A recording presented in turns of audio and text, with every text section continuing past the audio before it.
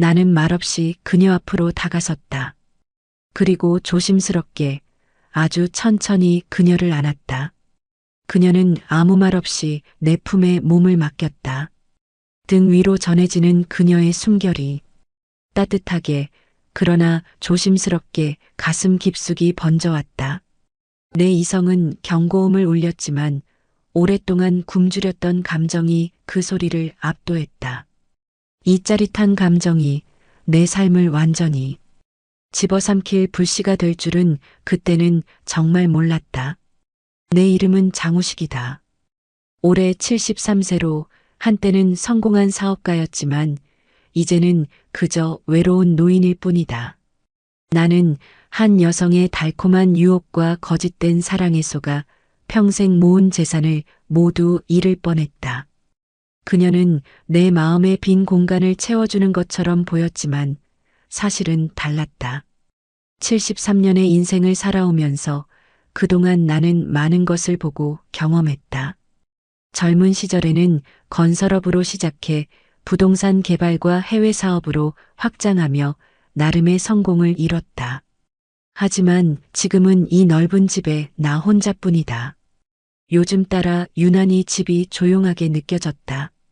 혼자 식사를 하고, 혼자 뉴스를 보고, 혼자 잠들고, 그냥 내가 너무 오래 살았나 보다라고 스스로에게 이렇게 말하곤 했다. 사실 겉으론 멀쩡히 걷고, 밥도 먹고, TV도 보지만, 속마음은 오래전부터 축 처져 있었다. 뭘 해도 기운이 안 나고 그냥 하루하루를 간신히 버티고 있는 느낌이었다. 아내는 10년 전에 세상을 떠났고 아들은 미국에서 바쁘단 이유로 전화도 한 달에 한 번이 고작이었다. 그러던 어느 날이었다. 아들이 한국에 일이 있다며 집에 들렀고 예상치 못한 제안을 해왔다. 아버지, 혼자 사시기엔 이제 좀 위험해요. 집안일도 하고 아버지를 돌봐주시는 분을 불러야겠어요. 나는 손사래를 쳤다. 나는 괜찮아. 아직은 내 손으로 밥도 해먹고 약도 잘 챙겨서 먹고 있어. 하지만 젓가락을 잡은 손이 떨리던 그 순간 아들의 눈빛이 바뀌었다. 아버지, 주치의랑 통화했어요. 파킨슨병 초기라면서요? 그 말에 숨을 한 번 꾹 눌러 참았다. 들키고 싶지 않은 약한 모습을 이미 다 들켜버린 듯 했다. 나는 아들에게 말하지 않았지만 최근 들어 손 떨림이 심해지고 가끔 균형을 잃는 일이 잦아졌다. 의사는 파킨슨병 초기 증상이라 진단했고 앞으로 증상이 더 심해질 수 있다고 경고했다. 결국 주 3일 방문하는 요양보호사를 고용하는 데 동의했다. 그렇게 정서연이 내 집에 들어왔다. 첫 만남에서 그녀는 너무나 단정해 보였다. 53세인 그녀는 검고 윤기 나는 머리카락을 깔끔하게 묶고 격식 있는 옷차림으로 나타났다. 그녀의 이력서는 완벽했다. 안녕하세요, 장 선생님. 정서연이라고 합니다. 오늘부터 선생님의 건강과 편안함 모두 책임지게 됐습니다. 잘 부탁드립니다. 순간 시간이 잠시 멈춘 것 같았다. 붉지도 옅지도 않은 입술엔 자연스러운 미소가 번져 있었다.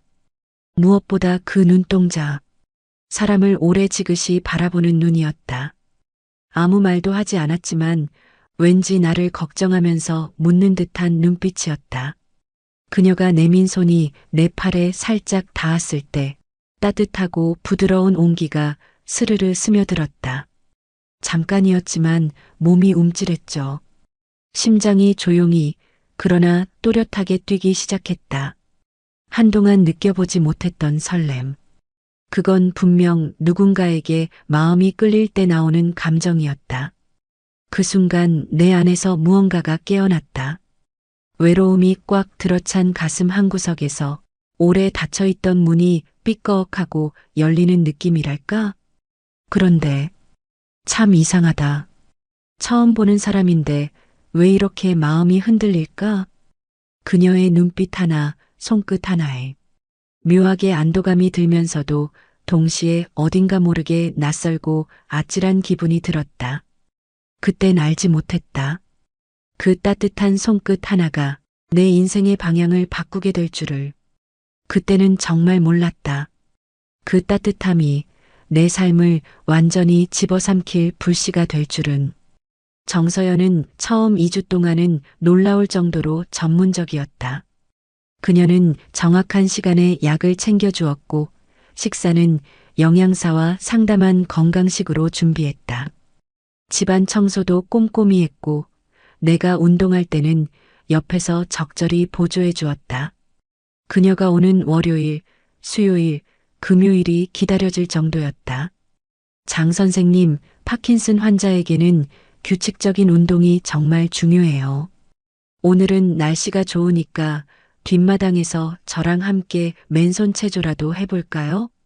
그녀는 항상 새로운 활동을 제안했다. 체조, 가벼운 요가, 심지어 춤까지. 처음에는 어색했지만 점차 그녀의 지도에 따라 움직이는 것이 즐거워졌다. 세 번째 주부터 미묘한 변화가 시작되었다. 그녀의 옷차림이 조금씩 달라졌다.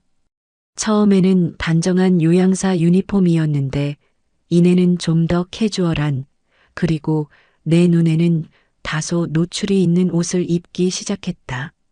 오늘은 좀 더워서요. 활동하기 편한 옷으로 갈아입었어요.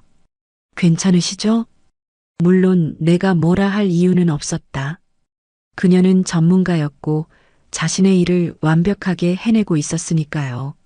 하지만 그녀가 몸을 숙여 내 혈압을 측정할 때마다 은은한 향수 냄새와 함께 그녀의 풍만한 가슴선이 눈에 들어왔다. 73세의 나이에도 나는 여전히 남자였다.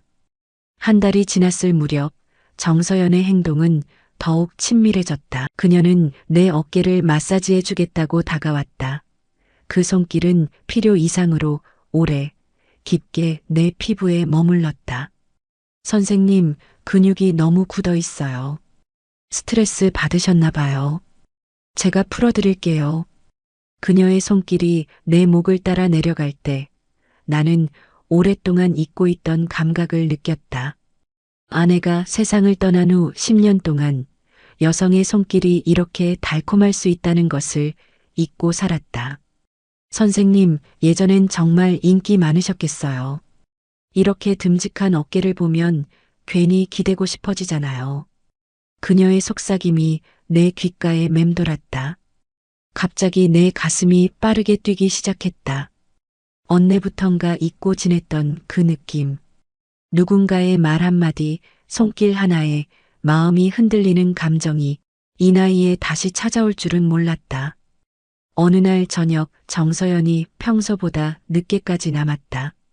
바깥은 이미 어두워져 있었고 그녀는 마지막 약을 챙겨주고 난 후에도 떠날 기미를 보이지 않았다. 부엌에서 한참을 있다가 나온 서연은 저를 부엌으로 불렀다. 선생님, 오늘은 내가 저녁 준비해 봤어요. 맛있을지 모르겠네요. 라며 식탁 위에 가지런히 정리된 반찬들을 살피며 미소 지었다. 나는 이제 그만 가볼게요. 그녀는 앞치마를 벗으며 살짝 고개를 숙였다. 그 순간 아쉬움이 밀려왔다. 집안엔 따뜻한 밥 냄새가 퍼져 있었고 무엇보다 그녀의 온기가 아직 머물러 있었거든요. 서연 씨, 내가 먼저 입을 열었다. 저녁 약속 없으면 여기서 같이 먹고 가요. 그녀가 고개를 들며 살짝 놀란 듯한 표정을 지었다. 하지만 그 눈빛엔 어쩐지 기다렸다는 기색도 엿보였다. 괜찮으시겠어요? 괜찮고 말고요. 이렇게 좋은 음식 만들어 놓고 혼자 먹으라뇨. 나는 웃으며 와인 잔 2개를 꺼냈다. 그녀는 말없이 미소만 지으며 자리에 앉았다. 그리고 수저를 가지런히 놓으며 말했다. 사실 이 소고기 야채볶음 저희 엄마가 자주 해주시던 거예요. 기분 꿀꿀한 날엔 꼭 이걸 해주셨거든요. 그래요? 그럼 내가 오늘 특별한 날인 줄 알고 맞춰주신 거네요. 내가 웃으며 음식을 한 입 먹었다. 어때요? 입에 맞으세요? 그녀가 살짝 고개를 기울이며 물었다. 이건 반칙인데요? 네. 요양보호사가 요리까지 이렇게 잘하면 너무 완벽한데요. 그녀가 소리 내지 않고 웃었다. 입술 사이로 흘러나오는 웃음이 그저 밝고 투명해서 마음 한켠이 따뜻해졌다. 선생님도 꽤 로맨틱하세요. 내가 로맨틱하다고? 나는 그냥 70 넘은 할아버지일 뿐이야. 아니에요. 지금도 충분히 멋있으세요. 딱 보면 젊었을 땐 여자들한테 인기 많으셨을 것 같아요. 뭐, 한때는 좀 따라다니는 사람도 있었죠. 내가 일부러 장난스럽게 말하자. 그녀가 와인잔을 들어 저를 향해 가볍게 흔들었다. 건배하실래요? 특별한 날이니까. 그래요. 오늘이 서연 씨 요리 처음 맛본 날이기도 하니까. 와인잔이 살짝 부딪히며 맑은 소리를 냈다. 순간 아무 말 없이도 분위기가 잠시 멈춘 듯 조용해졌다. 그녀는 내 눈을 바라보다가 조용히 말했다. 이렇게 누구랑 같이 밥 먹는 게 너무 오랜만이에요. 선생님 덕분이에요. 고마워요. 저도 모르게 시선을 피하다 다시 그녀를 바라봤다. 그녀의 얼굴이 와인빛 조명 아래에서 참 따뜻해 보였다. 그때였다. 서연은 잠시 입술을 꽉 물더니 조금 떨리는 목소리로 말했다. 선생님 곁에 있으면 마음이 놓여요. 이상하게 기대고 싶고 그냥 편안해져요. 그녀는 숨을 한 번 깊게 들이쉬고 작은 목소리로 덧붙였다. 제가 10살 때 아버지를 잃었거든요. 그 이후로 누군가에게 이렇게 기댄 적이 없었어요. 말을 마친 그녀의 눈가에 눈물이 맺혔고 그 맑은 물방울이 촛불에 반사되어 반짝였다. 그녀의 눈에 맺힌 눈물이 촛불 아래에서 조용히 흔들렸다. 나는 말없이 그녀를 바라보다가 천천히 입을 열었다. 그랬구나. 그 한마디 뒤에 긴 침묵이 흘렀다. 괜히 물잔을 들어 올렸다가 다시 내려놨다.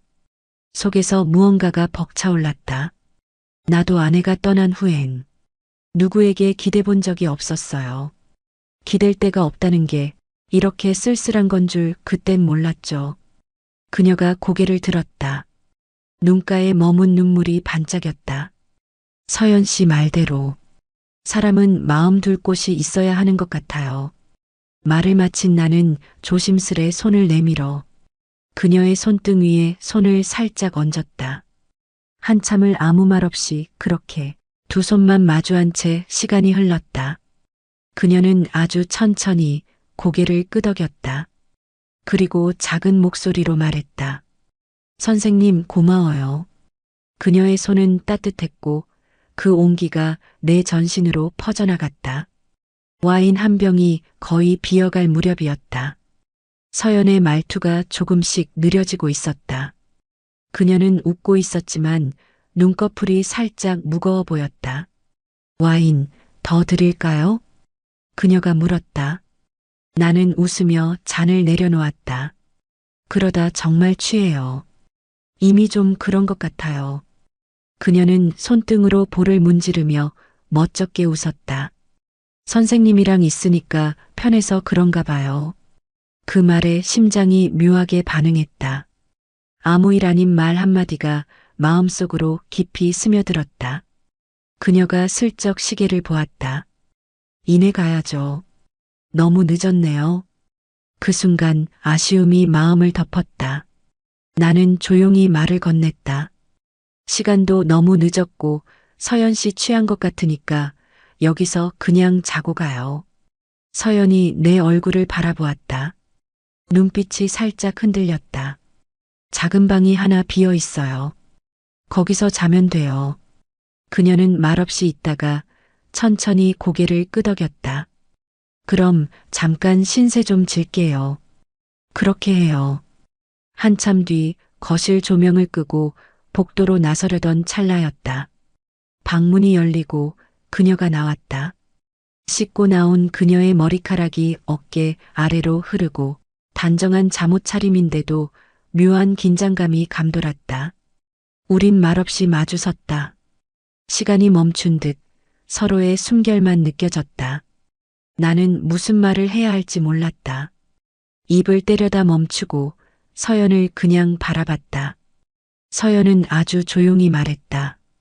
저 오늘 너무 즐거웠어요.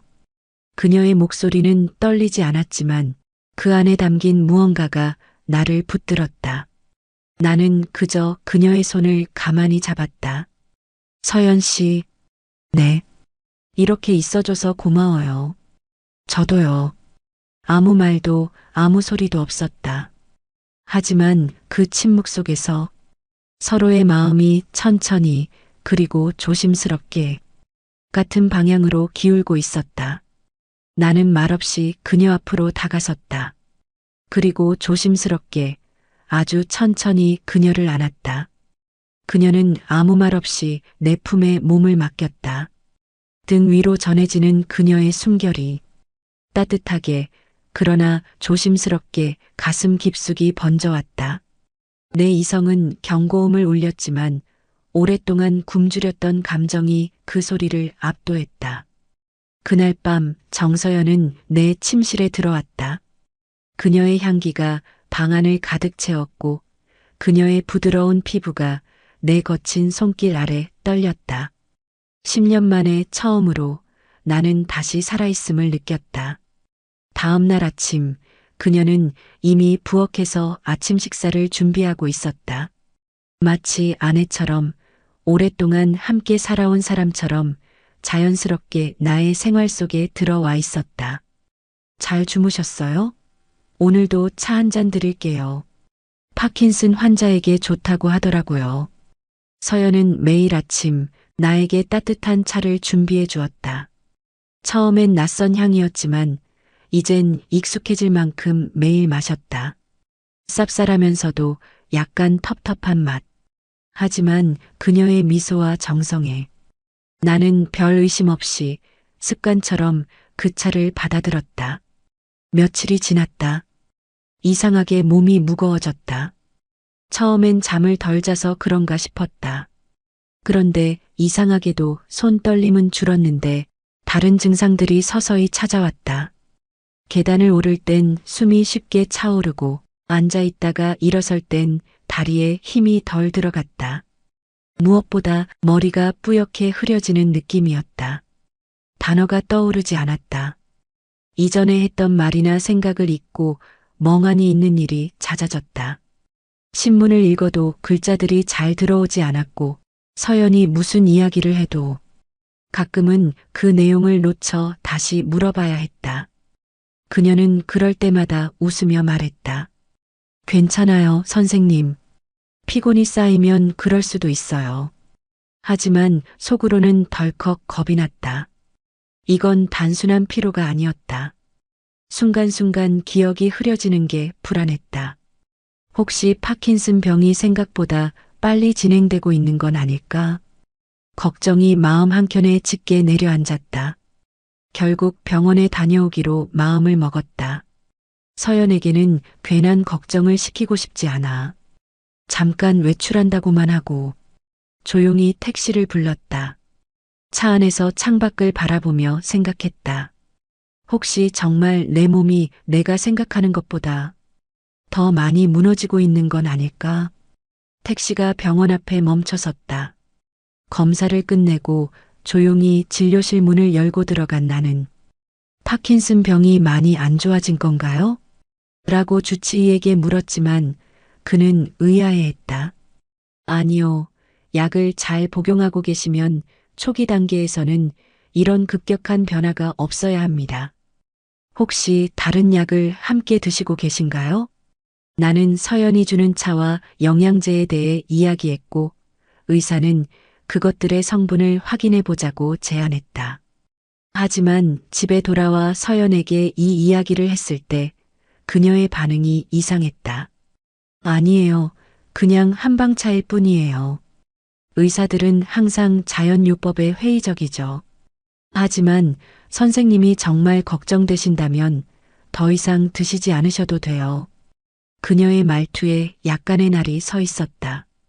그날 이후 그녀는 더 이상 특별한 차를 권하지 않았지만 대신 내 식사와 약에 더 신경 쓰는 모습을 보였다.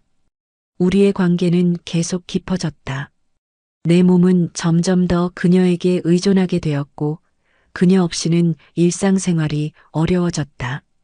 서연 씨, 주 3일만 오는 게 아니라 우리 집에 방도 많은데 그냥 이사와서 같이 사는 건 어떨까요? 내 제안에 정서연은 잠시 놀란 표정을 지었다가 수줍게 미소를 지었다. 선생님, 저도 그러고 싶어요. 하지만 제 나이도 있고 괜히 오해받을 수도 있잖아요. 아무리 편해도 그냥 같이 사는 건 좀 조심스러워요.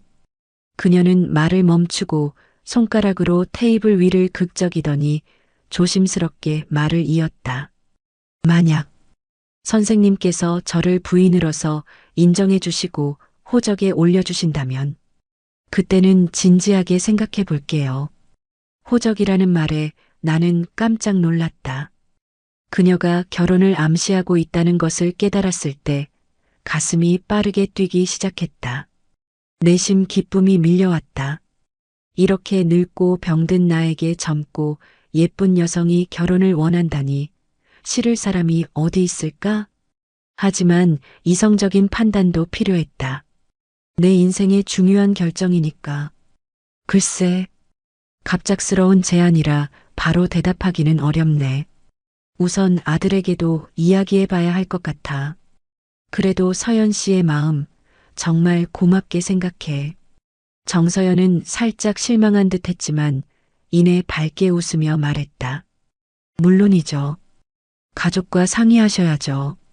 저도 너무 성급했나 봐요. 하지만 선생님, 제 마음은 진심이에요. 그녀의 손이 테이블 위로 뻗어와 내 손을 부드럽게 감쌌다. 그 온기가 내 마음까지 따뜻하게 만들었다. 며칠 후 아들 현우에게서 전화가 왔다. 아버지, 어떻게 지내세요? 간병인은 잘 맞으세요? 응, 서연 씨가 아주 잘 돌봐주고 있어. 다행이네요. 그런데 은행에서 연락이 왔어요. 최근에 계좌에서 큰 금액이 자주 인출되고 있다고. 그 말에 나는 깜짝 놀랐다. 내 계좌에 접근할 수 있는 사람은 저와 현우뿐이었다. 적어도 내가 알기로는 그랬다. 내가 돈을 찾은 적은 없는데 혹시 간병인이 아버지 카드나 통장을 사용할 수 있나요? 그 순간 의심이 피어올랐다. 정서연이 내 지갑을 만지는 것을 본 적이 있었나? 그녀가 내 서재에 혼자 있는 것을 본 적이 있었나? 기억이 흐릿했다. 아버지, 제가 다음 주에 한국에 갈 일이 있어요. 그때 뵐게요.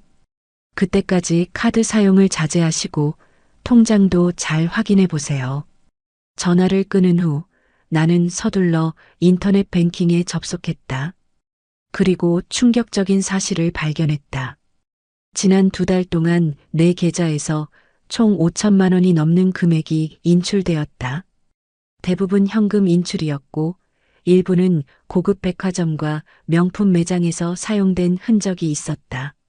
머리가 어지러웠다. 혹시 서연이 내 돈을 훔치고 있었던 걸까? 하지만 그녀는 내게 진심으로 보였다. 우리는 함께 시간을 보냈고 육체적으로도 가까워졌다. 그럼 그것이 모두 연기였을까? 나는 혼란스러웠다. 그날 저녁 서연이 평소처럼 저녁 식사를 준비하러 왔을 때 나는 아무것도 모르는 척했다. 그녀의 행동을 더 자세히 관찰하고 싶었다. 식사 중에 그녀는 평소처럼 다정했지만 이내 내 눈에는 그 다정함이 계산된 것처럼 보였다. 선생님, 이번 주에 부동산 투자 상담을 받으러 가보는 건 어떨까요? 내가 아는 좋은 컨설턴트가 있어요. 선생님 자산을 더 효율적으로 관리할 수 있는 방법을 알려줄 거예요. 부동산 투자 상담? 내가 그녀에게 나의 자산에 대해 자세히 언급한 적이 있었을까? 기억이 나지 않았다. 글쎄, 요즘 몸이 좀 무거워서. 걱정 마세요. 제가 모든 걸 준비할게요. 선생님은 그저 필요한 서류에 서명만 하시면 돼요. 나머지는 제가 다 처리할게요. 저 믿으시죠? 그녀의 눈빛에 뭔가 계산적인 것이 보였다. 식사를 마친 후 그녀는 평소처럼 내 약을 가져왔다. 오늘은 좀 일찍 주무시는 게 좋을 것 같아요. 내일 아침 일찍 출발하려면요.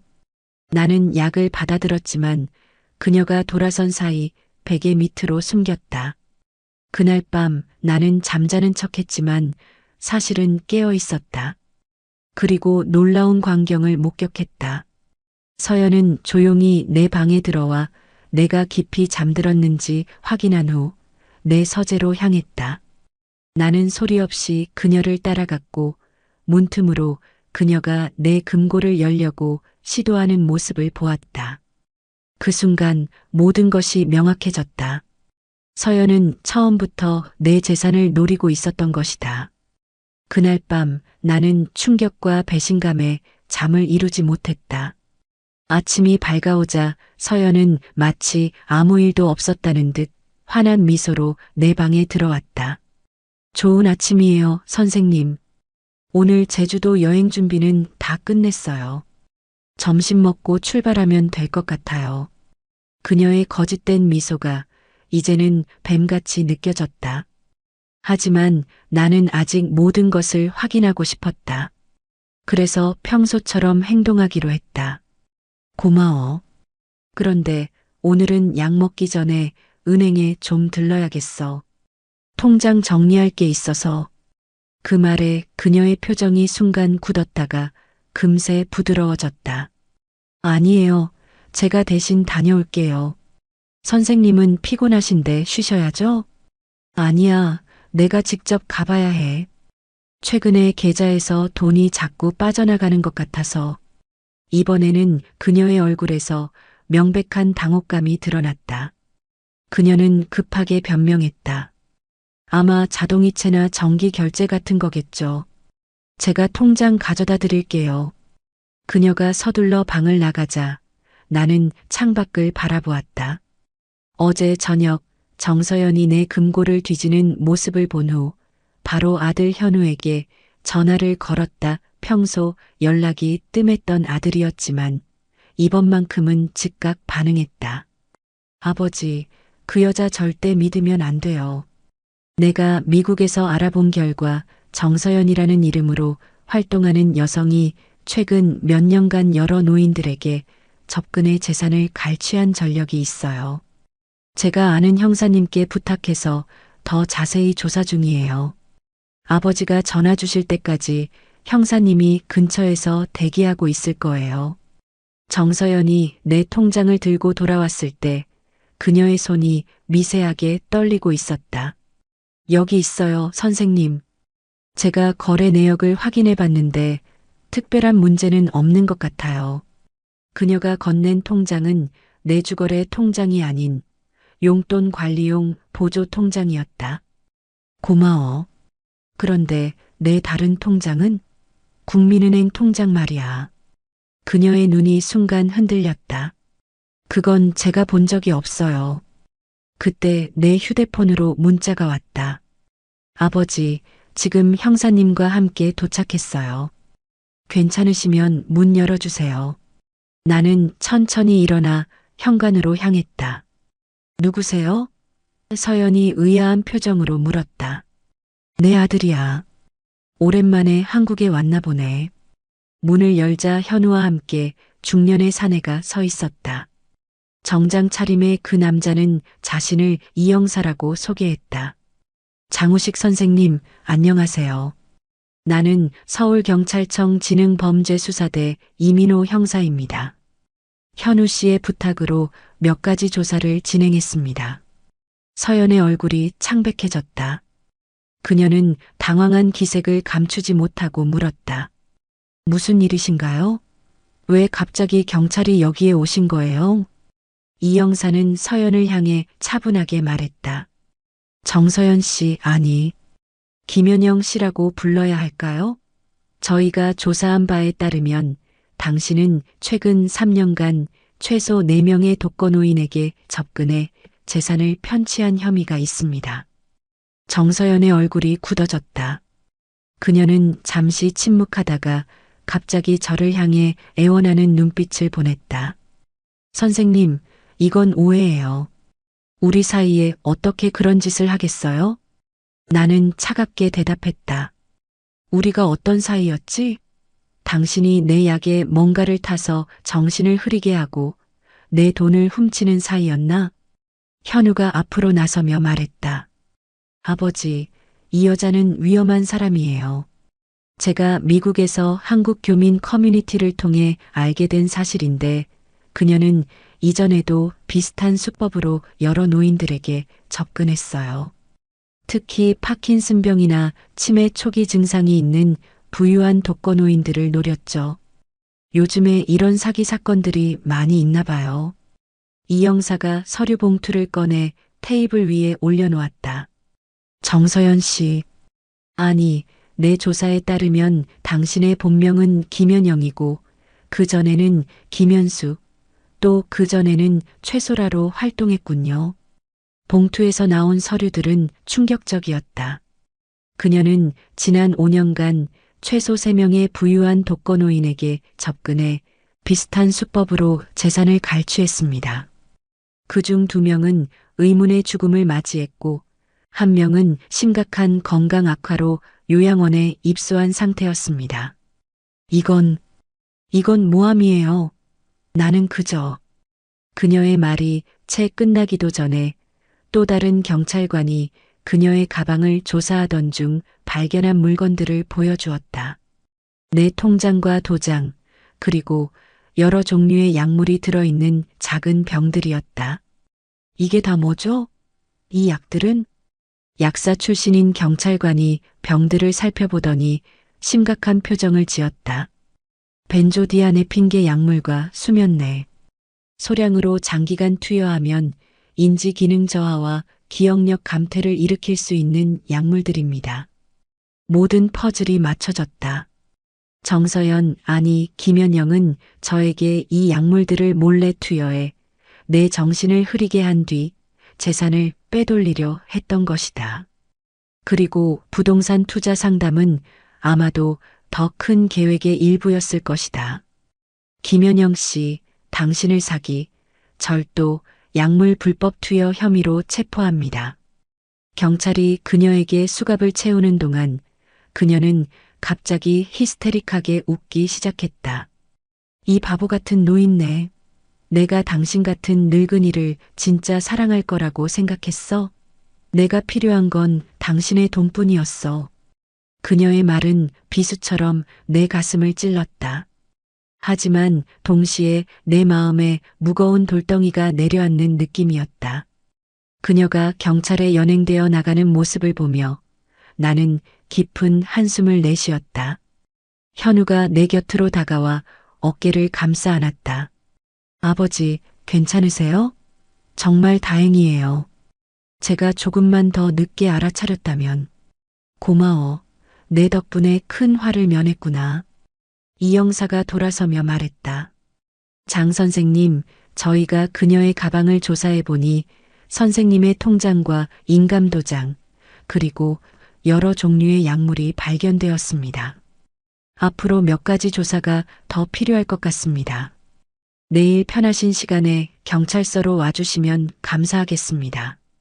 이 형사가 떠난 후 현우와 나는 집안의 모든 물건을 살펴보았다. 그녀가 준비했던 차와 약, 음식들을 모두 버렸다. 그리고 내 금고를 확인했다. 다행히 중요한 서류들은 그대로였다. 하지만 일부 현금과 명품 시계들이 사라진 것을 발견했다. 다음 날 나는 병원에 가서 전면적인 건강검진을 받았다. 의사는 내 혈액에서 여러 종류의 약물 성분을 발견했고 이것이 내 파킨슨 증상을 악화시켰다고 설명했다. 약물이 완전히 빠지면 증상이 다소 호전될 겁니다. 하지만 완전히 원상복구되기까지는 시간이 필요해요. 그 말을 들으며 나는 그녀가 결혼 후 나를 천천히 중독시켜 결국에는 내 의지와 판단력을 완전히 앗아갈 계획이었다는 것을 깨달았다. 그리고 그 끝에는 아마도 내 죽음이 기다리고 있었을 것이다. 경찰 조사 결과 김연영은 이미 3명의 노인을 비슷한 수법으로 속여 총 20억 원이 넘는 재산을 갈취했고 가중 2명은 의문의 죽음을 맞이했다. 가장 충격적인 사실은 그녀가 저를 마지막 표적으로 삼았다는 점이었다. 내 재산이 가장 많았기 때문이었다. 그녀의 계획은 저를 완전히 조종하게 된 후 내 재산을 그녀 명의로 이전하고 필요하다면 저를 사고사로 위장해 제거하는 것이었다. 재판이 진행되는 동안 나는 법정에 서서 그녀의 행위가 얼마나 잔인하고 계산적이었는지 증언했다. 김연영은 끝까지 반성의 기미를 보이지 않았고 오히려 저를 조롱하는 태도를 보였다. 정말 한심스러운 늙은이들, 외로운 노인네들은 다 똑같아요. 젊은 여자가 조금만 웃어주고 몸을 내주면 개처럼 꼬리치면서 따라오죠. 지갑도 통장도 집문서도 다 내놓을 준비가 되어 있었잖아요. 내가 한 건 이 더러운 늙은이들이 원하는 관심과 애정을 연기해 준 것뿐이에요. 그 대가로 내가 원하는 돈을 가져간 거죠. 장사 잘했다고 생각해요. 당신도 결국 똑같은 늙은 새꼴이었을 뿐이에요. 결국 김연영은 사기, 절도, 약물 불법 투여, 살인 미수 등의 혐의로 15년형을 선고받았다. 하지만 그녀의 처벌이 내 상처를 완전히 치유해주지는 못했다. 이렇게 저의 이야기는 끝이 납니다. 하지만 이 경험은 내 인생을 완전히 바꿔놓았습니다. 여러분, 솔직히 묻겠습니다. 여러분도 몸이 불편해지고 혼자서 생활하기 어려워진다면 간병인을 고용하실 생각이 있으신가요? 아마 많은 분들이 그럴 수밖에 없다고 생각하실 겁니다. 그리고 그것은 잘못된 선택이 아닙니다. 세상에는 정말 헌신적이고 훌륭한 요양보호사와 간병인들이 많습니다. 그분들은 진심으로 노인들의 건강과 행복을 위해 애쓰고 계십니다. 저도 그런 분들께 깊은 존경심을 표합니다. 여러분, 노년의 삶이 외롭고 힘들 수 있습니다. 하지만 그 외로움 때문에 위험한 선택을 하지 마세요. 진정한 돌봄과 사랑은 여러분의 재산이나 신체적 약점을 이용하지 않습니다. 저의 이야기가 여러분이나 여러분의 부모님 또는 주변의 어르신들에게 작은 경고가 되었기를 바랍니다. 그리고 이 영상이 마음에 드셨다면 구독과 좋아요, 그리고 여러분의 경험이나 생각을 댓글로 남겨주세요. 감사합니다.